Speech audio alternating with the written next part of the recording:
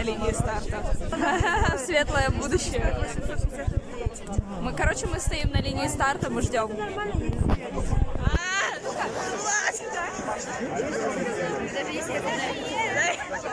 Дай камеру. Да, пойдем пешком. Вон наш. Так. А, ну да. Ладно. Предводитель в светлое будущее. Видео. Это наши бегуны. Я соболезную вам, ребята, да. Конев, помахай руками. Главное, не подохни там. Девочки, помахали. Встали в красивую позу, да. Ты что-то умеешь. И подлужный. Подлужный у нас отыгрывает роль столба. Это же наше видео, камон. Наташа, помахали ручками. Шо нет? Шо нет? Девочки, здорово. Здорово. Привет. А что, ты у нас репортер, да? Ну почему нет? Я на старте буду снимать, а не в конце. Вот люди греются. Может, мы наоборот?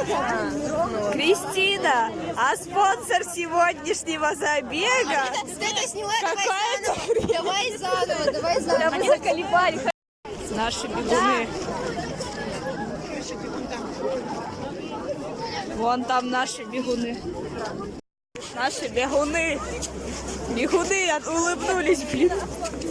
Люди бегут. О, Саша! Саша!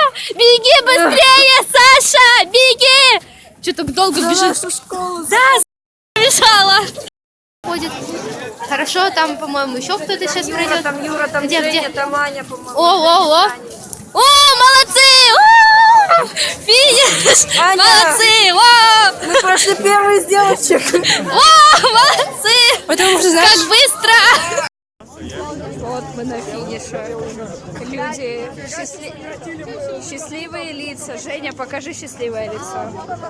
Мы все пришли на финиш. Вроде целые, вроде здоровые. О, Сивков припер. Здравствуйте, здравствуйте.